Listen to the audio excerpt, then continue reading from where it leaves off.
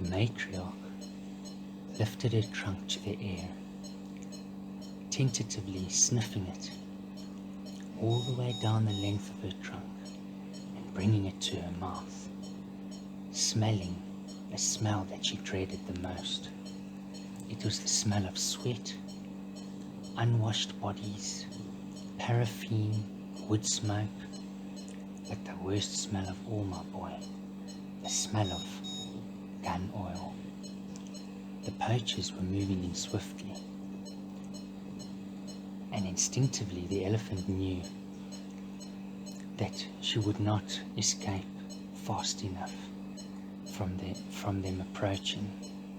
She had young ones, and they couldn't keep up the pace that the poachers were moving at. There was only one option, and it lay before her now, as she was making her way slowly, or as fast as she could, towards it.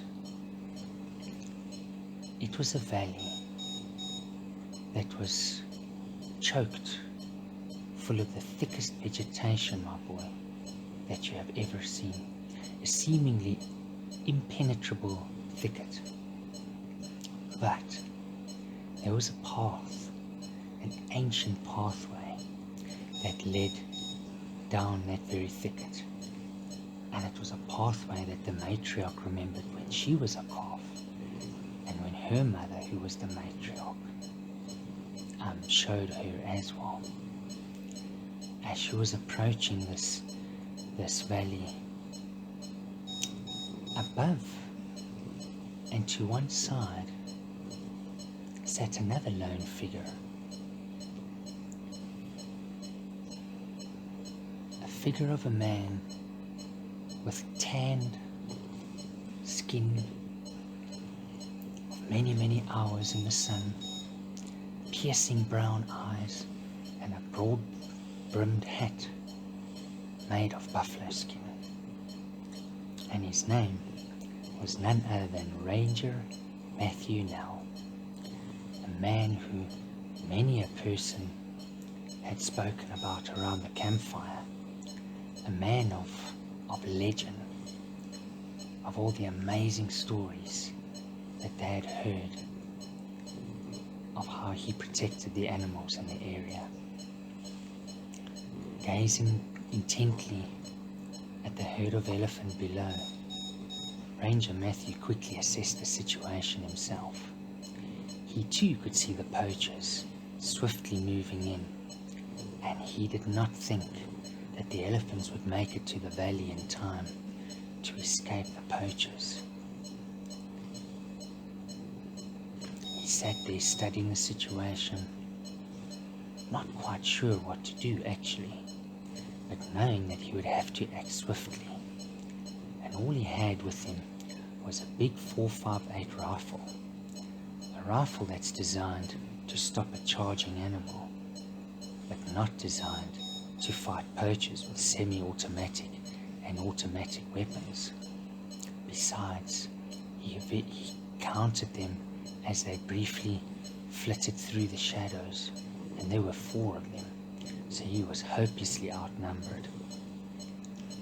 Presently, the poachers sat down under a tree, and he could see they were in earnest, whispered conference, probably deciding on their final move before they would close in on the elephants. The next moment, Ranger Matthew heard a voice. It was a voice that was all too familiar to him, a voice that he had heard many times when he encountered dangerous situations.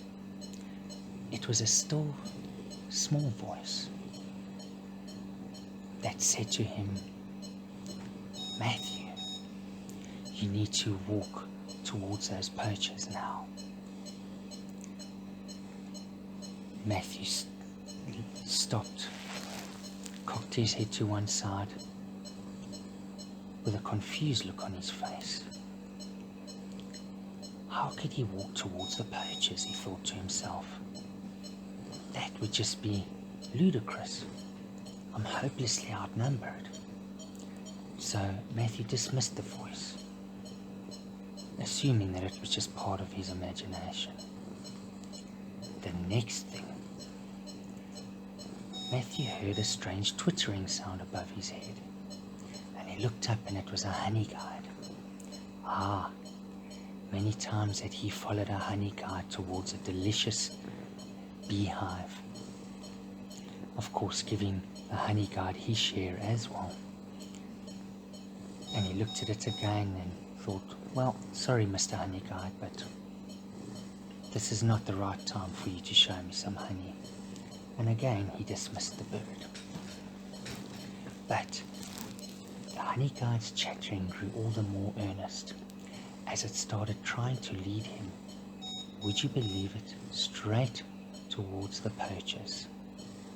Again Matthew had a puzzled look on his face, deep in thought. Well, first he heard the still small voice, and then secondly he saw the honey guide leading him towards the exact same direction that the still small voice told him to go to. This was now 2 instructions, and he realized he cannot ignore it any longer.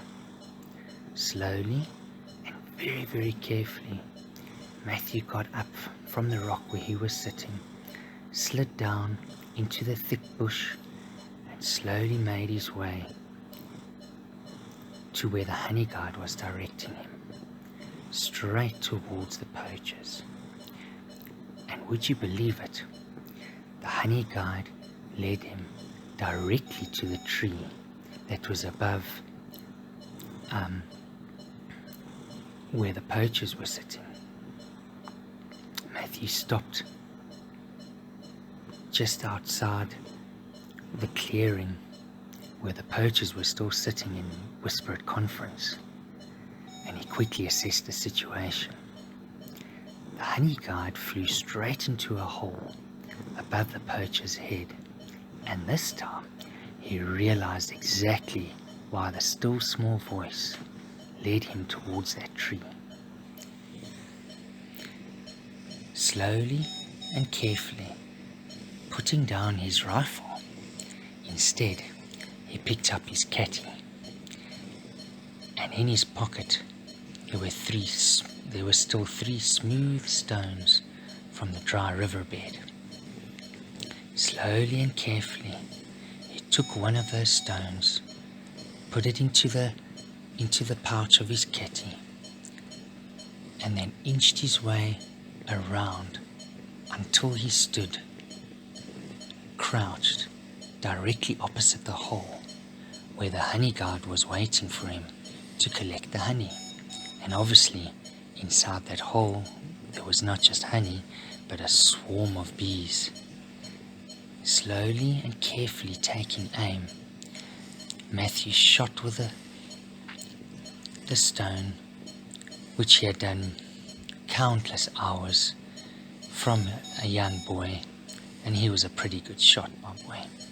He shot the stone, knowing that if he misses, he would alert the poachers and he would be dead meat. But the stone flew swift, and the stone flew true, straight into the hole where the bees were.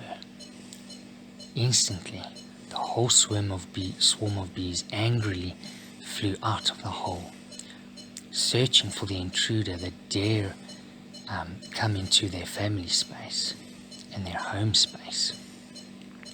Looking down as one, the bees saw the poachers, and of course they flew straight towards them and angrily started stinging them in all parts of their bodies, the back of their necks, behind their ears. Poachers got the fright of their lives, and they started beating on their necks, trying to chase the bees away.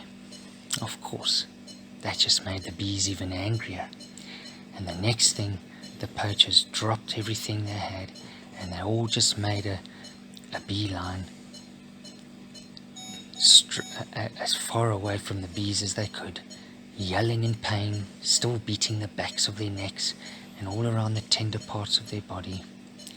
It was all Matthew could do to prevent from laughing, for he didn't want to give away his position. But as soon as the poachers were a safe distance away, he quickly gathered the rifles. They were AK-47s, heavily weighed down by 4 heavy rifles plus his own one. Matthew swiftly made his way back towards the rock that he was sitting on originally, and looking down with his binoculars, he saw the herd of elephants finally making their way towards the valley, down the ancient migratory route and into safety, where he knew the poachers wouldn't be able to follow, for there the vegetation was way too thick and they wouldn't be able to sneak up on them silently. Matthew breathed out a huge sigh of relief. Well, he turned upwards towards God and then inwards. Thank you, Holy Spirit, for the still small voice when you told me to walk straight towards the poachers. And thank you for sending the honey guide to show me exactly what I needed to do.